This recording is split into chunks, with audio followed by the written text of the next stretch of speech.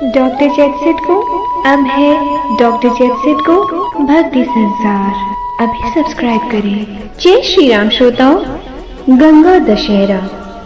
हिंदू धर्मशास्त्र में दशहरे का बहुत महत्व बताया गया है। गंगा दशहरा निर्जला एकादशी के एक दिन पूर्व यानी इस वर्ष 9 जून 2022 को ज्येष्ठ माह की शुक्ल पक्ष की दशमी को मनाई जाएगी। धार्मिक मान्यता यह है कि इस दिन माँ गंगा सृष्टि के निर्माता ब्रह्मा जी के कमंडल से निकलकर पृथ्वी पर अवतरित हुई थी। राजा भागीरथ की कठोर तपस्या के चलते माँ गंगा का अवतरण पृथ्वी पर हुआ था।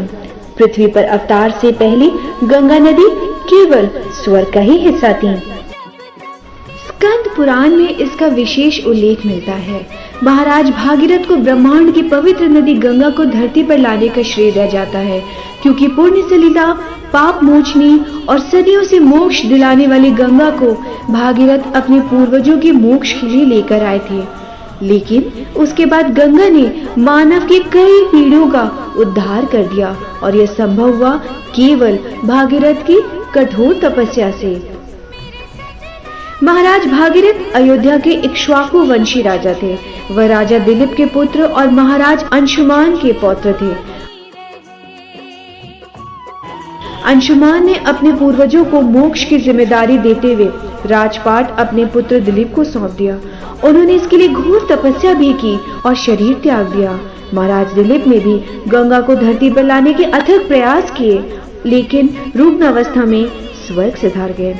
अब महाराज भागीरथ ने प्रण किया कि वह किसी भी हालत में गंगा को धरती पर अवश्य लाएंगे और अपने पूर्वजों को मोक्ष दिलवाएंगे। उन्होंने घोर तप किया और गंगा को धरती पर लाने में सफल हुए।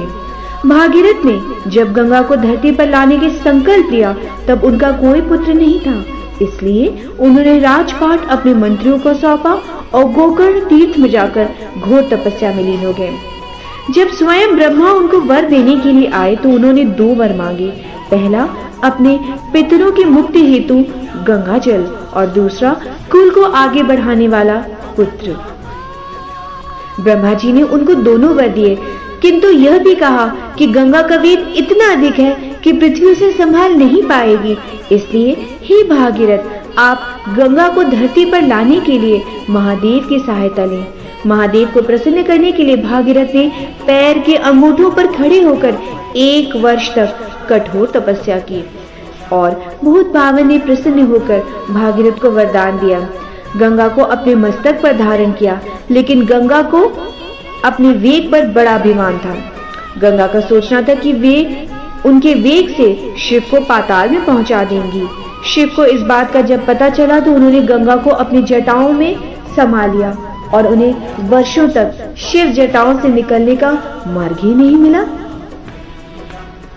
जब गंगा शिव जटाओं में समा कर रह गई तो भागीरथ ने फिर से तपस्या का मार्ग चुना। तब भोलेनाथ ने प्रसन्न होकर गंगा को बिंदुसर की ओर छोड़ा। गंगा यहाँ से 7 धाराओं के रूप में प्रभावित हुई। लादिनी, पाविनी और नलिनी पूर्व दिशा की ओर प्रवाहित हुई।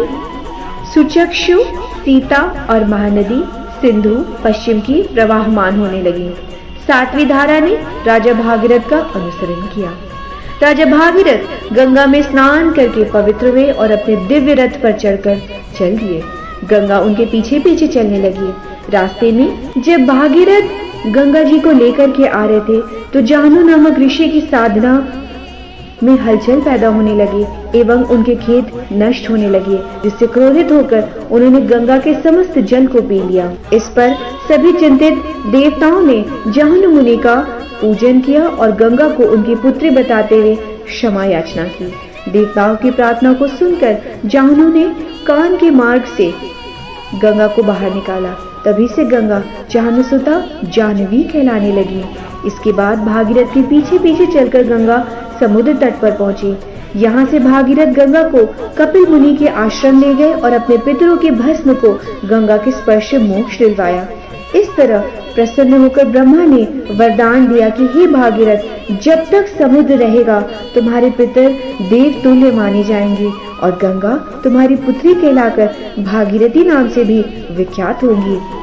साथ ही वह 3 धाराओं में प्रवाहित होगी, इसलिए इसे त्रिपथगा भी कहा जाएगा।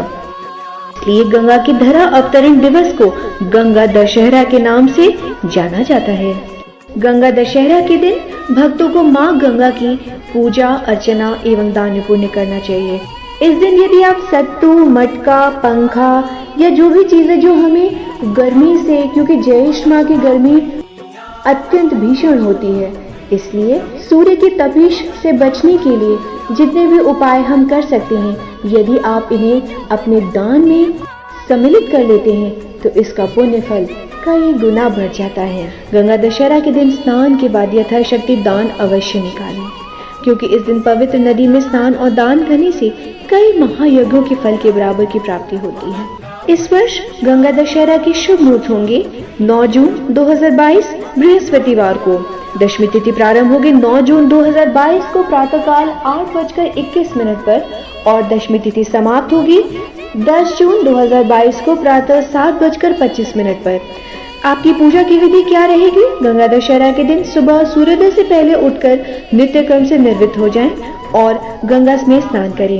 यदि आप किसी ऐसे स्थान पर रहते हैं जहां माता गंगा में स्नान करने का अवसर आपको नहीं प्राप्त हो सकता है, तो मात्र आप अपने स्नान वाले पानी में 1 बूंद गंगा जल भी अगर आप डाल लेते हैं तो वह उसी प्रकार मान्य होता है। स्नान के वक्त आपका मंत्र ओम श्री गंगे नमः यह होना चाहिए। तत्पश्चात गंगा माँ की पूजा करें। यदि घर में सौभाग्यवती स्त्रियां हैं तो गंगा माता को पूर्ण श्रृंगार का सामान अवश्य अर्पित करें। दशहरा का अर्थ होता है 10 मनोविकार से विनाश होना। यह 10 मनोविकार होते हैं क्रोध, लोभ, मोह, मद, मत्सर, अहंकार, आलस्य, हिंसा और चोरी। हिंदू धर्म में गंगा दशहरा का पर्व बड़ी ही उत्साह और धूमधाम से मनाया जाता है। भागीरथ के अथक प्रयासों के बाद ही माता गंगा पृथ्वी पर अवतरित हुई एवं उनके पूर्वजों को उनके पाप से मुक्ति दिलाई थी। गंगा जल में वह औषधीय गुण है जो इसे सालों तक दूषित नहीं होने देता है एवं गंगा जल में स्नान करने से गंगा के प्रवाह को केवल अपने शरीर में महसूस कर लेने से आप नई ऊर्जा एवं उत्साह से भर जाते हैं।